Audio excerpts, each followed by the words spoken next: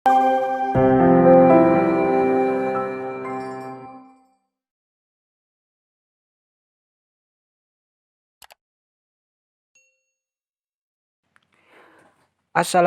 warahmatullahi wabarakatuh. Kembali lagi dengan channel Seribu Jalan. Kali ini saya akan membahas soal SKB tenaga kesehatan, yaitu perawat terampil. Jadi buat teman-teman yang sedang mempersiapkan diri menghadapi ujian SKB bisa simak video ini. Dan jangan lupa juga teman-teman tekan tombol subscribe, like, dan komen agar teman-teman selalu mendapat info-info terbaru seputar CPNS dan update soal-soal terbaru. Perlu saya ingatkan kembali bahwa ujian SKB ini sudah hampir teman-teman, tinggal menghitung hari saja. Jadi buat teman-teman yang masih santai-santai tidak ada persiapan apapun, saya sarankan mulai dari sekarang teman-teman harus paksakan diri untuk belajar latihan soal-soal.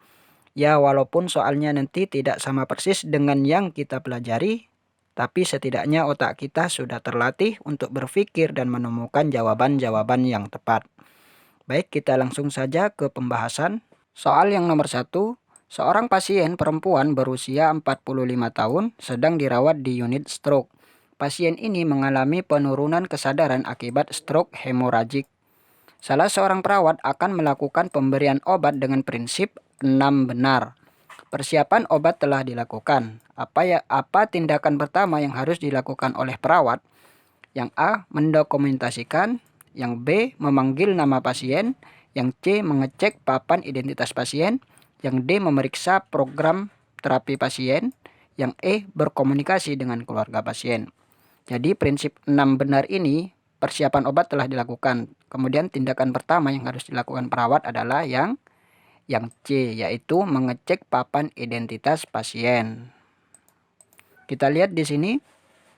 Setelah persiapan obat telah dilakukan, tindakan selanjutnya adalah perawat mengecek papan identitas pasien.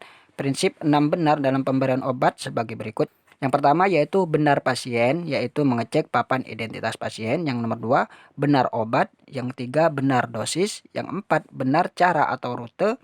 Yang 5, benar waktu. Yang 6, benar dokumentasi. Jadi jawaban adalah yang C. Kita lanjut ke soal berikutnya. Soal yang nomor 2. Di suatu desa ada kegiatan posyandu balita yang dilaksanakan setiap bulan sekali. Pada bulan Januari, salah seorang perawat dari puskesmas memberikan penyuluhan tentang pentingnya pemberian vitamin A untuk anak. Pada penyuluhan tersebut, perawat memberikan contoh pada salah satu keluarga yang anaknya tidak pernah diberikan vitamin A, tetapi tidak disamarkan namanya. Prinsip etik keperawatan apa yang dilanggar oleh perawat puskesmas tersebut? Yang A, non-malfeasance. Yang B, confidentiality. Yang C, beneficence. Yang D, veracity. Yang E, fidelity. Kita lihat di sini ada perawat yang memberikan contoh pada salah satu keluarga yang anaknya tidak pernah diberikan vitamin A, tetapi identitas dari anak tersebut tidak disamarkan. Jadi perawat ini melanggar kode etik yang B, yaitu confidentiality. Kita lihat di sini, pada kasus di atas, perawat tidak merahasiakan nama keluarga yang tidak diberikan vitamin A. Oleh karena itu, prinsip etik keperawatan yang tepat pada kasus tersebut adalah confidentiality atau kerahasiaan.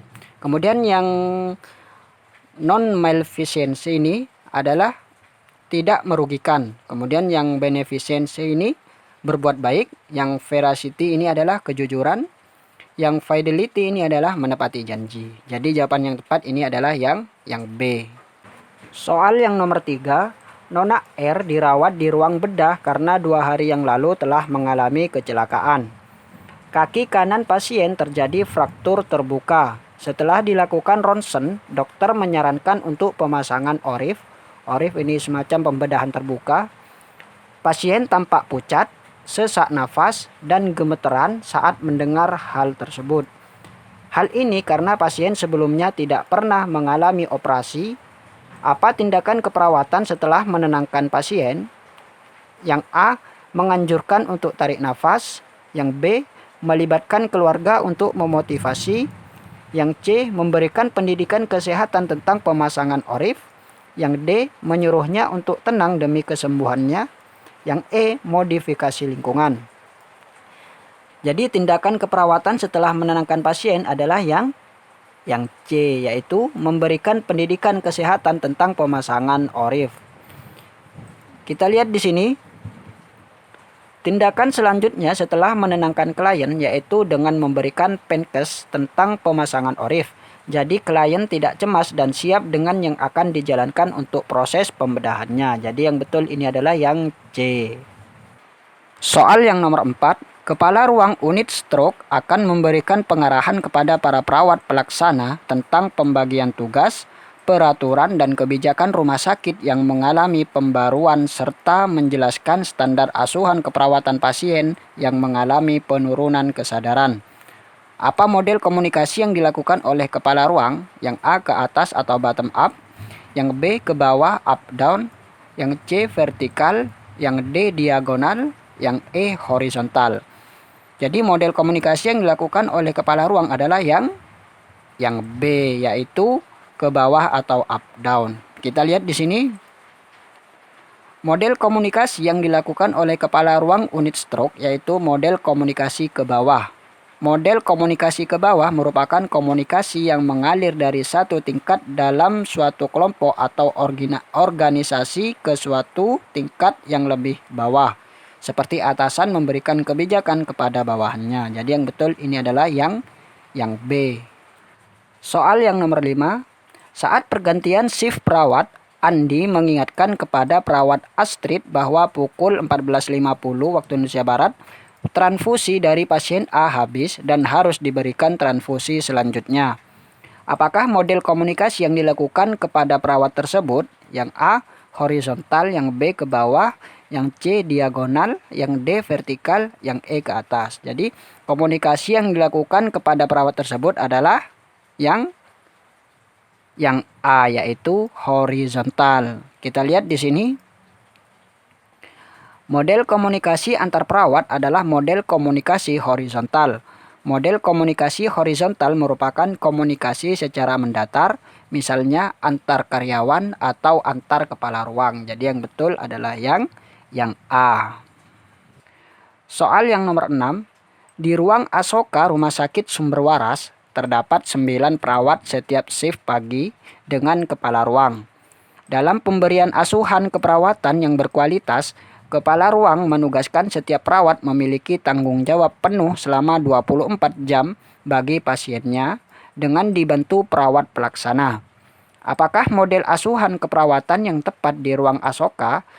Yang A, tim, yang B, kasus, yang C, primer, yang D, modular, yang E, fungsional. Jadi model asuhan keperawatan yang tepat di ruang Asoka adalah yang C, yaitu primer.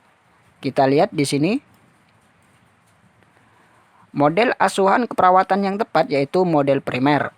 Pemberian asuhan keperawatan model primer yaitu pemberian asuhan keperawatan yang menugaskan kepada perawat yang bertanggung jawab penuh terhadap keadaan pasien selama 24 jam dengan kinerja mulai pengkajian, evaluasi, hingga pasien pulang dengan dibantu perawat pelaksana.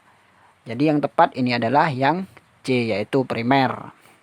Baik, itulah beberapa contoh soal yang sering keluar dalam ujian SKB CPNS, terutama untuk tenaga kesehatan yaitu perawat terampil. Semoga video ini bermanfaat. Wassalamualaikum warahmatullahi wabarakatuh.